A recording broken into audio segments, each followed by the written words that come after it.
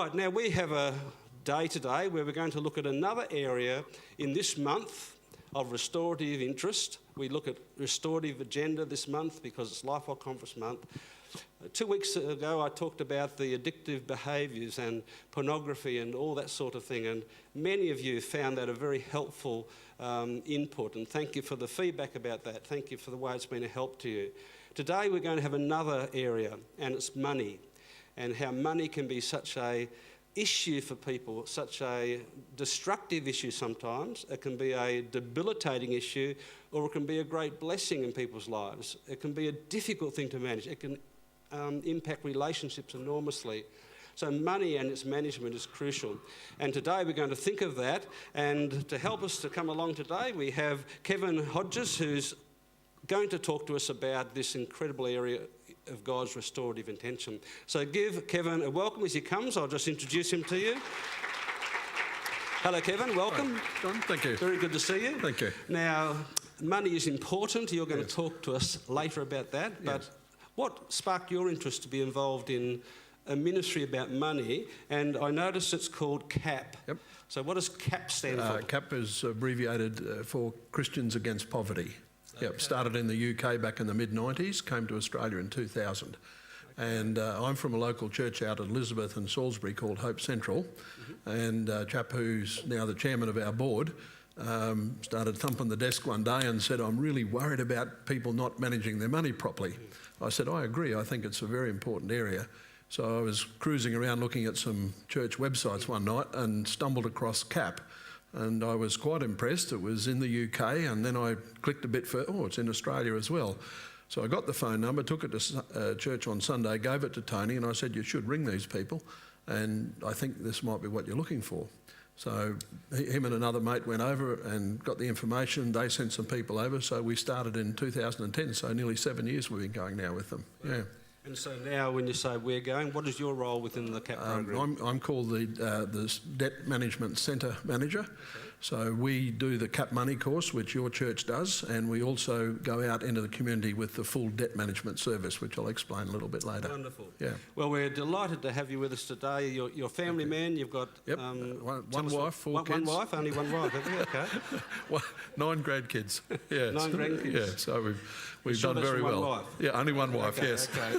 Very good. Yeah. That's a lot of grandkids. It is. That's wonderful. Well, look, thank you for coming. Okay, we're looking forward to what you'll share later. Okay, and thank you. we in fact have a CAP budgeting course coming up soon. It's on Friday mornings, the 16th, 23rd and 30th of September. It's in your newsletter, so if you know of people who may benefit from what you hear Kevin talk about today, then please think about this course. It's a very good course. We've done it before and it has made a real impact in people's capacity to budget better. So let's have a real think about this. All of us be part of helping others who may be struggling in this area. Well, good morning, everyone. I'd just like to add my congratulations to all the young parents. I think it's just fantastic when your children have children. And my wife and I really enjoy being grandparents. We've got 9. My eldest is 20, just turned 23. I know you find that really hard to believe. And even further to that, we're celebrating our 50th wedding anniversary in January. Again, impossible to believe, but we did start young. I was 12, she was 11. And now, for the grandies in the room, they say that grandchildren are God's gift to you for not killing your own.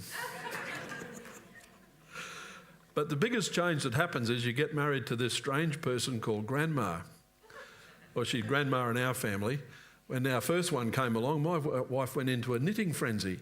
I said, "What are you doing?" "I'm knitting for the baby." I said, "You've never knitted anything in your life." She said, "Well, I have to." So if you're a wise husband, you don't ask the why question. You just keep shelling out for wool. 23 years later, I'm still shelling out for grandkids, and the grandma has a passion in life, and that's to keep the economy going by shopping. A special gift that God gives to women. But it's a lot of fun. So thank you. I really appreciate being here with you today, and I love the work of CAP. It's been such a huge blessing into our church and particularly into my life. And you guys are doing Cap Money here, and you've got that next course coming up next month, and I'd really commend that to you. It's a very simple process, but very, very powerful.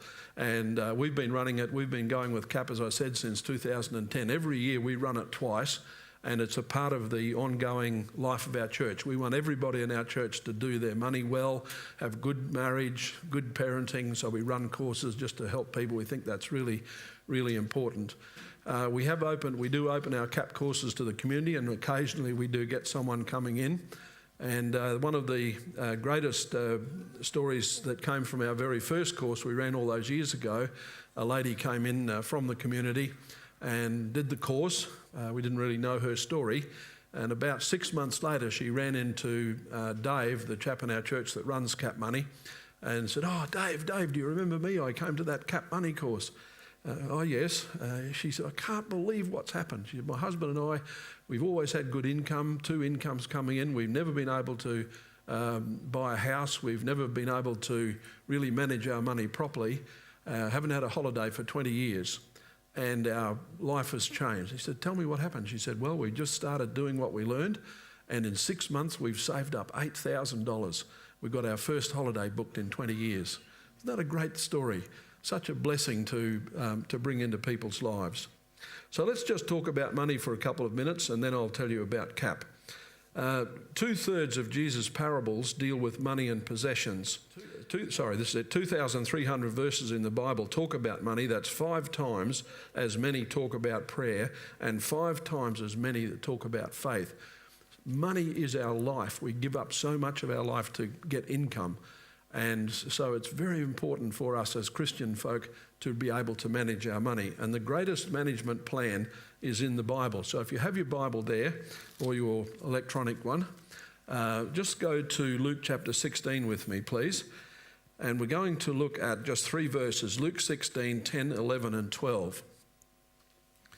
And Jesus says, "One who is faithful in very little is also faithful in much, and one who is dishonest in a very little is also dishonest in much.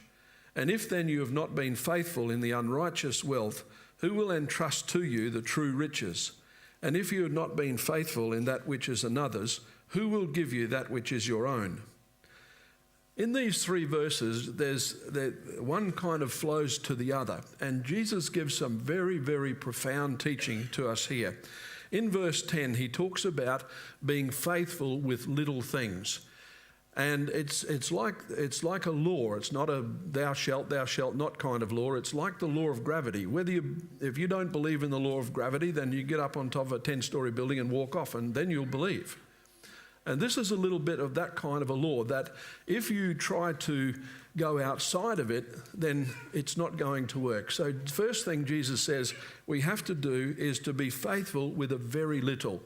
How often do you hear people who say, "Oh gosh, if I could just earn another $100 a week," or, you know, if I had a better job, if I had a better boss, if I was in a better situation, if I had a better car. And ifing your way through life is not a very wise way to actually run your life. No, Jesus says, have a look at what you have now and learn how to be faithful with that. You know, if I could just earn some more money, then I could afford to tithe. No, you have to learn to tithe from what you have now, and God will bless what you have now, and then he will bring increase. Don't think you're ever going to reach for bigger things unless you can handle small things. How often have we seen people that win a lottery or something like that, and all this money pours into their life, and within 2 or 3 years it's all gone and they're broke and everything they spent it on is gone? The reason is they just did not know how to handle such a big amount of money because they weren't handling the little bit wisely. So we need to learn to be faithful in the little things that we already have. If you work for a boss, be the best employee that you can. Turn up a little bit before starting time. Go home a bit late. Give it your all. And if he's the wrong boss, God will give you another one. God will give you what you desire. Then in verse 11 he says, "If you have not been faithful in the unrighteous wealth, who will entrust to you the true riches?"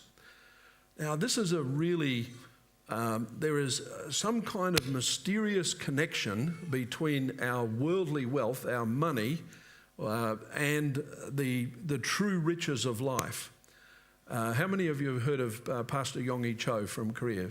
Some of you have heard of him? Last time I read, his church was up to 700,000 members. Goodness me, could you imagine taking up the offering? You'd have to have the armour guard turning up with people with shotguns, wouldn't you? Fancy counting it, would be amazing. He was in Australia in the late 70s and early 80s and gave quite a few talks to various groups. And I remember him saying something really strange. He said every time he felt the Lord was moving him for the next increase in the numbers of their congregation, the Lord put it in his heart that it would start with him giving more of his own money. And so that's what he did. Faithfully, he went way beyond just a tithe of his money. He went way beyond that and was giving a lot more than that. And the more he gave financially, the more he saw his church grow, because to him, that was one of the true riches. So what are the true riches in your life? I think one of the true riches would be a family member come to faith in Christ, wouldn't you? Do you have people in your world that you just, I wish they would just give their lives to Jesus and become a Christian? Well, maybe have a look at what you're doing with your money. Are you faithful with it? Are you paying your bills on time? Are you giving to your church? How are you going with that? Because Jesus says here, if you are trustworthy with that little bit, then he's going to open up the true riches to you. And then in verse 12 he says, if you've not been faithful in that which is another's, who will give you that which is your own? And this speaks to us in our service for Christ. Now, I know that this church could not possibly run if your minister was the only person here doing the work.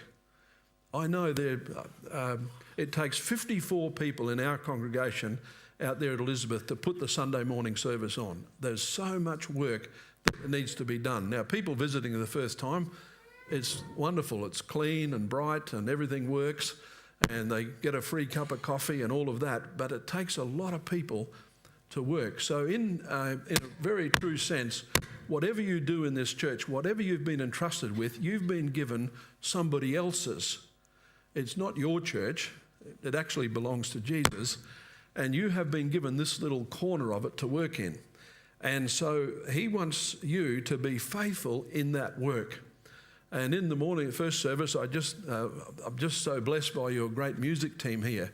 Now, do you know that none of them would be able to do what they do? And I often go up to musicians and I say, thank you for obeying your mum. And they say, what? Well, your mum made you practice that instrument. Well, yeah, she did. But they were faithful with that. And so, and they have to get on. I'm sure your team doesn't have this problem. In my denomination, there's a lot of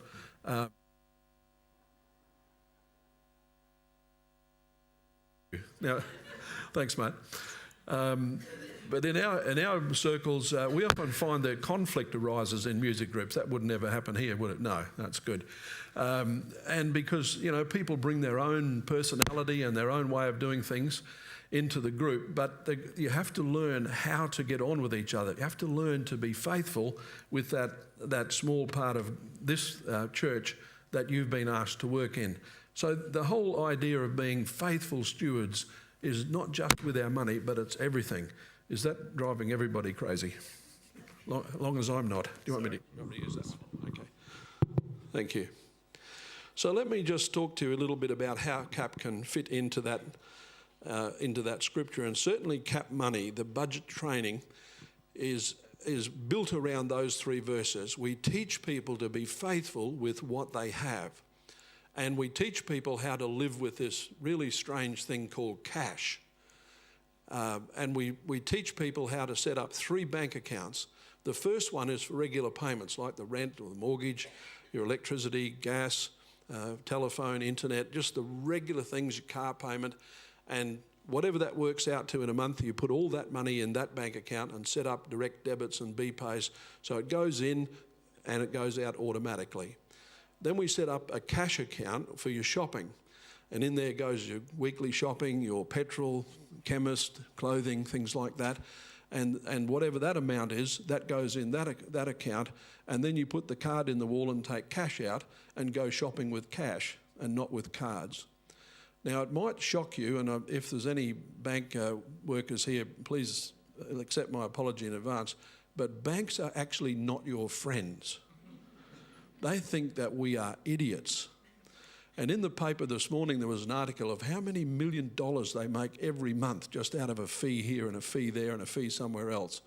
So you have to be on your guard when you're dealing. We have to deal with them. We're a highly monetised society. We can't live without money, but we have to be very careful in what we do. So we teach people to work with cash. So if your shopping's $200 and out you go and you go through the cash register and it comes to $210, you've got to put something back. But if it comes to 190, yay, go and have a coffee. Give yourself a reward. Work with cash. And then the third account we get people to set up is their savings account. And in there we get people saving up for the registration, bills that are going to come up in the future, and also for things like Christmas and birthdays and things that are really important in people's lives.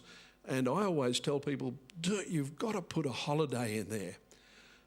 Nobody gets to their deathbed and says, oh, God, I didn't spend enough time at work.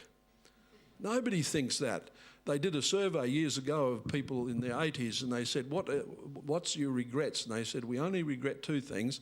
Number one, we didn't take enough risk. And number two, we didn't spend enough time with the family. So families have been a part of my parents always took us for a holiday, often quite cheaply, just in a tent down by the beach or something like that. But we build in a good holiday every year. And my kids are following in my footsteps because we only go to work so we can have holidays. Well, I actually go to work so I can keep the money flow to the grandma so she can keep up her ministry. I said to her, what are the rules because girls have rules. Have you guys noticed this? And I said to her one day, what are the rules if I retire? And she said, here they are. She had it all worked out. Number one, go out every day. You're allowed to come home at night time and keep the money coming in. So that's very simple rules. So that's why I'll be working till I'm 97. Okay, so let me just talk to you about the work of CAP. And I mentioned briefly before how we got involved, and it was a good fit for us at the time. We'd just been through a building program in our church, and if you've ever done that, it's pretty tiring. And if anybody ever got saved in our church, it was by accident. We had no evangelism. We were doing no community work. And it just came to us at the right time. It was like a glove, a hand fitting in a glove was a perfect fit. And so we dived into it. And of course, I went back to Tony and said, righto, mate, you're going to run this. And he said, oh, I can't do that. And he said, I'm too grumpy with people. He said, I just want to get it going in the church. Because I think if you're thumping tables, you've got the job, right? That's how I think you've got a ministry. He didn't agree. So kind of by default, the pastor asked me to do it, and so I ended up doing it, and I've been doing it ever since. And now if the board told me to stop, I'd probably die. I just absolutely love being out there in the community and being able to bring God's love to people. So just to share with you a little bit about poverty in Australia. Poverty in Australia is very different to poverty in third world countries.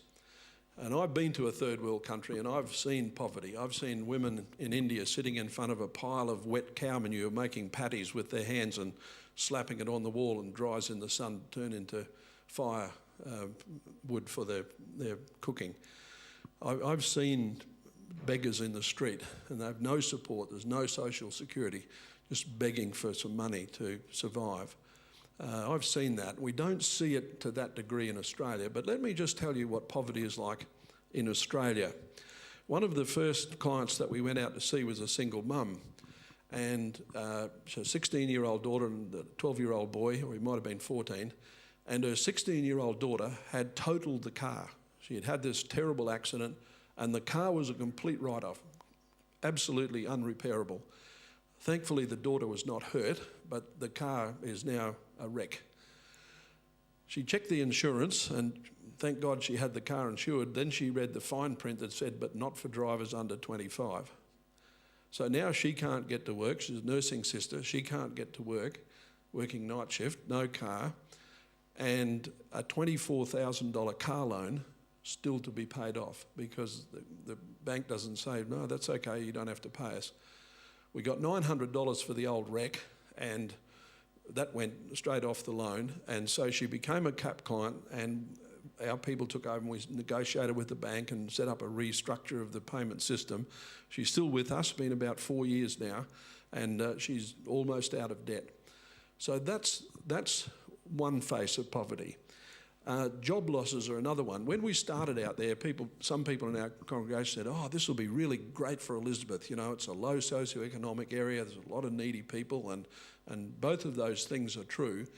But we've branched out quite a wider circle than just folks in Elizabeth, and we do see people there.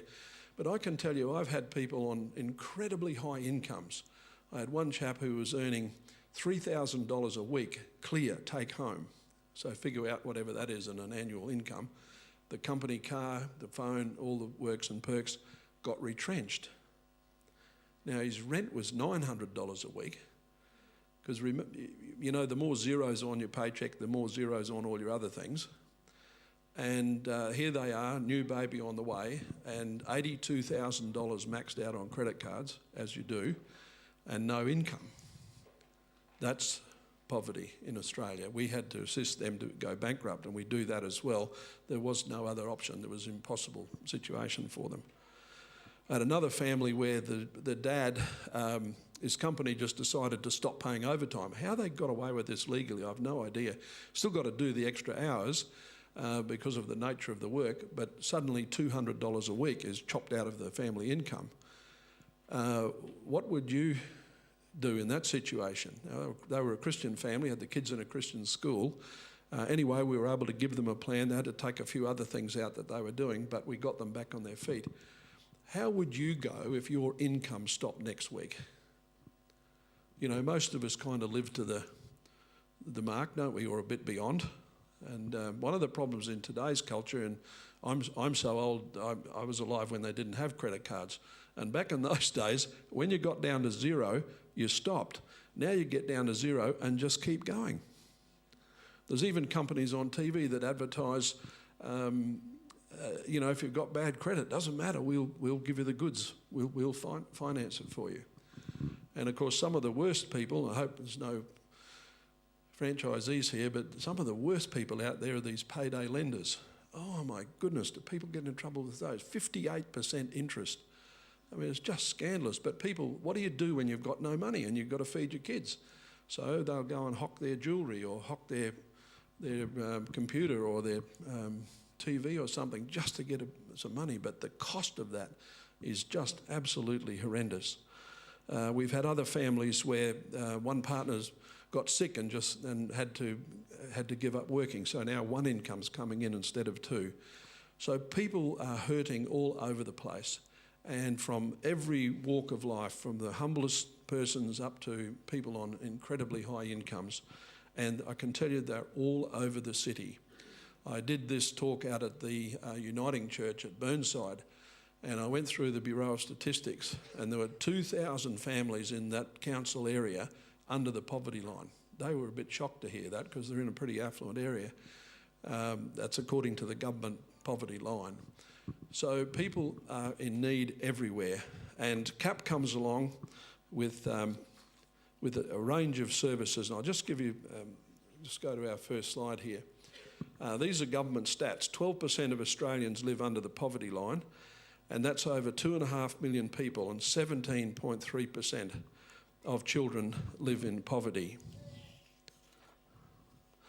We did a survey with our clients last year, and we found that 1 in 3 had either considered or attempted suicide, and 1 in 3 marriages severely affected. Most couples fight more about money than anything else in a marriage relationship, and so it's a very, very serious need that's out there in our community.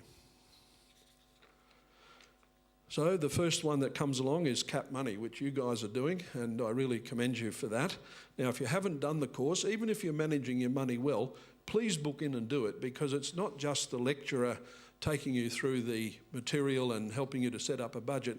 We get the groups to share with one another. I found out about online savings accounts because one of our clients came to the CAP Money, and I never even knew about that, where that you could do everything online and you get paid a higher interest rate. It's a great place to park your cash and make that your cash account. So you learn from one another. So if you're good at budgeting, you will be able to share with other people in the group. Some people are brilliant at shopping for bargains and knowing places to go where you can get food in bulk and things like that.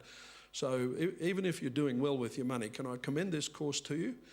And in fact, it's a part of our discipleship training in our church. We want everybody to manage their money well in their church. And then the next thing that we have is the CAP Debt Help, which is what we're doing. If you take on one of these centres, then you do CAP Money as well. And everything CAP does is free. We don't ever charge for our work. And I've got a small business, so I donate my time. And we bring hope. We go into people's homes. We always want to go into their homes because inevitably they'll forget some of the paperwork. And we just want to see how they're doing. They might be quite destitute, and so we'll often go take them shopping and get some groceries for them and help them out. So it's just an opportunity for them to be relaxed as well. Now, we always have another worker with us, and if it's a single mum, one of the ladies from our church comes, we don't want them to feel threatened or anything like that. And I cannot even begin to express to you the joy that it gives us to be able to visit a needy, hurting person and to be able to express the love of Christ to them by giving them help. We never condemn them, we never criticise them, we never judge them. We are there simply to love them, and we are there to also pray for them. And CAP taught us the 7-day prayer. We will, and everybody says yes. Even the atheists will let you pray for them. I tell you, it's easier to preach the gospel today than ever before. And we always share the gospel because at our heart, we are evangelists and we do money management as a service so we can get in front of people. Not to Bible bash them, but demonstrate God's love and also to share the gospel with them. I didn't mention our statistics in the first morning service, but we've been out now, we're in our 7th year, and we've seen 193 families so far. We've had 46 of those families completely out of debt, and we've seen 55 people give their hearts to Christ. Now, that's so thrilling and so enjoyable. We haven't seen them all come into our church. In fact, very few do, and that's a bit of a weak area. We're working on our follow-up. But just to give people some hope and some love, it is just so wonderful. And I have to tell you about little Ethan. Ethan's a little 9-year-old boy. His mum's a single mum out in Modbury Way, and we went to see her last year. And it was a school day, and little Ethan's home from school. So I said, well, why is he not at school today? And his mum said he's got this really bad ear. He's in so much pain that the only way he can get to sleep at night is to take painkillers, take some drugs. And I'm thinking, oh, poor little chap, little 9-year-old kid taking drugs. So I said to her, would you be, she had some Christian background, wasn't going to church. I said, would you be comfortable if we just prayed for him before we go? Oh, she said, that'd be lovely. So we got the little chap in and asked him if that'd be okay. He said, yeah, that'll be okay. I said, can I put my hand on your ear? And he said, yep, that's all right. So we did that and just prayed a gentle prayer just for the Lord to give him a gift of healing. So sometimes I found in healing there's a manifestation of warmth. So I just said to him, does your ear feel warm? Of course it does, he said. You had your hand over it. You can't fool the kids, can you? Not that I was trying to fool him. But I just thought it was so funny. Anyway, I rang her the next day. We had to get some more financial information. I said, how's little Ethan? She said, the first night he's slept in weeks, no drugs, slept all the way through. Oh, I thought, Jesus, you are so good. People complain about God, don't they? Oh, so many wars in the world, so much killing and strife, as though he doesn't care. But he does care. And what's a little 9-year-old boy out in the back blocks of Modbury? Who cares? Wouldn't put a blip on any government radar or anything. But Jesus cares. And I walked away from that and I thought, Lord, you're so amazing. You love that little boy so much that you actually sent us there that day to be Jesus in that family. And it's such a joy and a privilege to be able to do that for people. Now, I would just love it if you guys, maybe in the fullness of time, worked your way through and perhaps became a debt centre. We've only got 2 in Adelaide. We were on our own for a long time, but then last year, your sister church down at Christie's Beach Baptist, have become a debt centre as well. So we're working in from the south and the north, but we need a heap more church debt centres.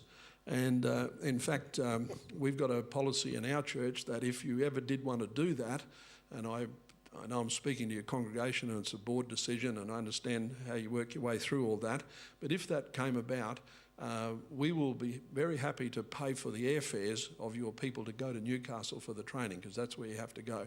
And it's a cow of a place to get to by plane. You've got to go through Melbourne or Brisbane.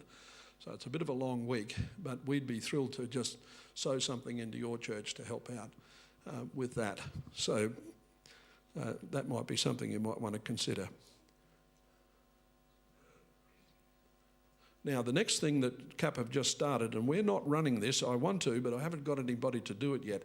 They're just rolling out job clubs across Australia. They've had it in the UK for a few years, and there's 7 churches across Australia now that are doing this. And just another thing about CAP, by the way, they are local church people. They only work through local churches. They're not interested in being out there on their own, and they build these relationships and partnerships with local churches, as they have done with CAP money. They supply the training, the materials, the support, and they want the fruit to come back into the local church. So a lot of people are starting these job clubs where they're helping unemployed people to get back into work. And undergirding that, of course, is the opportunity again to preach the gospel and to share the love of God with people in that way. Now, again, we haven't got any of those in Adelaide, and I'd really love to see one of those going. So if the Holy Spirit's tugging at your heart about helping unemployed people, let me know, and I can talk to you about what's involved in doing that. Well, that's about the end of my presentation. I'm going to just show you a video now of some people that we've helped, just to give you a bit of an idea of what's out there. So if you can just run that for us, thanks.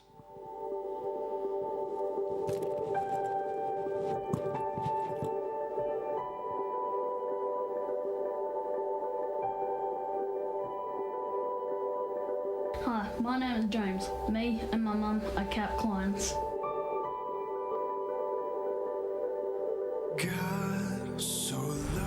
I had a big financial debt that I just found that the bills were becoming too much, and I couldn't budget anymore, and I couldn't handle any, and forced us to move really quickly without much notice. So we spent a lot of time on the trains, then we spent a lot of time sleeping in the car.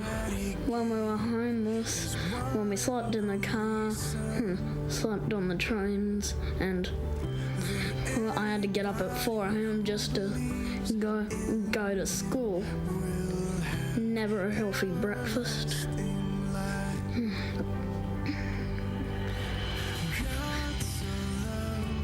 Very, very, very scary.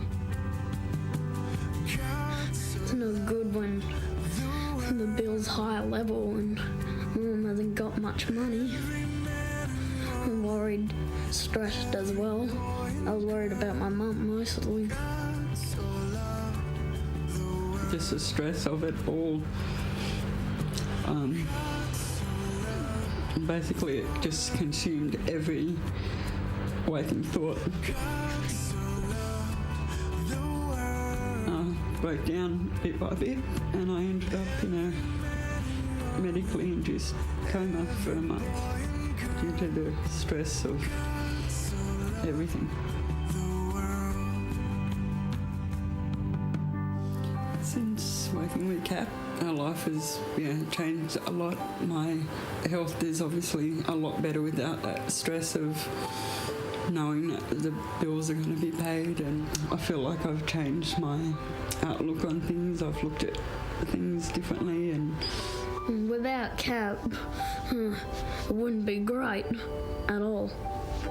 So as a CAP centre manager, we just kept on loving this family, and I never gave up. I never stopped believing. Then we just were able to help them in practical ways, like provide things that they needed. Then it was after this, a really big thing that happened, we were able to give away a car.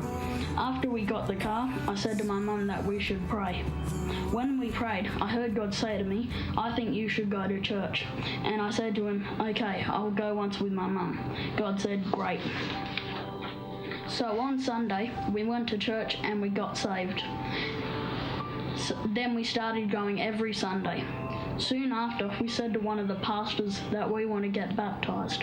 The pastor's name was Tom. When we got baptised, I heard God say to me, "I'm proud of you for getting to know me." He's changed my heart better, swapped it around better. He's fixed it.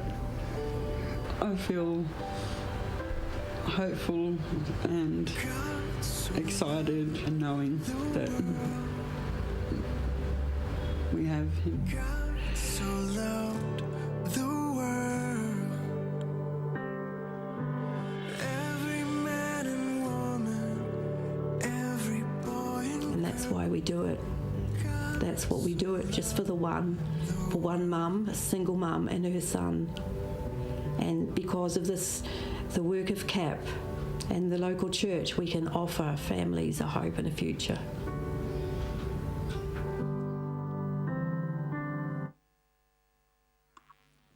Wow, is that a good story or is that a good story? It really touches your heart, doesn't it?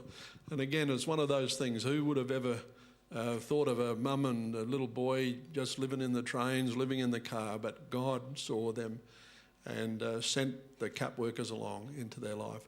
And I've checked up on them recently, see how they're going, and they're doing really well. They're in the church. Little James always sits in the front row, that funny place where hardly anyone ever sits. And he's doing really well. Wants to be a pastor when he grows up, and Robin's working in the church as a volunteer, helping out with some of the administration and so on. It's just a great story, and what a privilege it is to bring the gospel into people's lives. So thanks for having us today. Just a couple of things before I hand back to Pastor John. I've got a little stand out there, and we've got some things there for you. You're welcome to take a copy of our newsletter. That's free of charge. We've also got these little flyers, struggling with debt, and I'd love you to take one of those. If you have anybody in your world that is struggling with debt, you might like to give them that.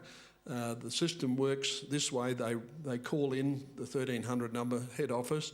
They book them in, they let us know, we go out and see them. We gather all the information, send it to head office.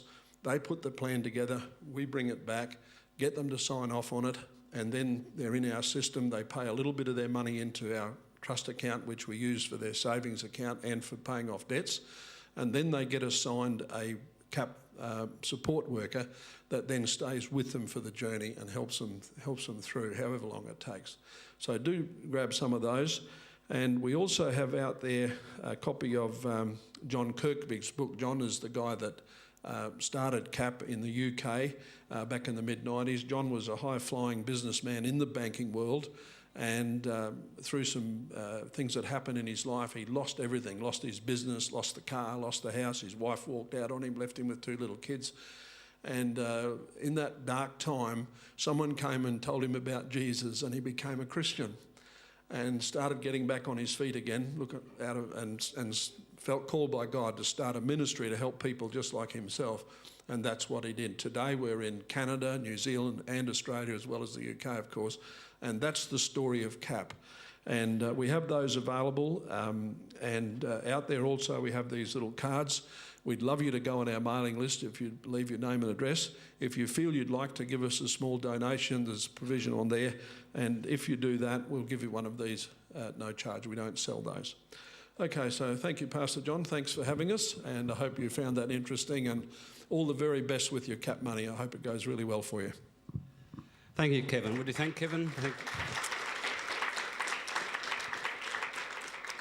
So we're going to close with a song now that talks about the theme of this whole month, and it really is that there's slavery to things in life, be it addictions or money, debt. We become a slave. It captures us. It holds us back. It doesn't allow us to flourish. And then there's the realisation that I'm a child of God, and in that discovery comes help and hope. And we've heard today how that out of the money situation there can be tremendous hope as people surrender up their disciplines to God and then have Him give them strength to follow the journey all the way through. But there's many things in life that we are enslaved to. It's great when there's release. It's great when there's freedom. So let's sing this song as it captures up the whole theme of today. I'm no longer a slave to fear. I am a child of God. Let this be a declaration. Let us stand and let this be a wonderful song of affirmation.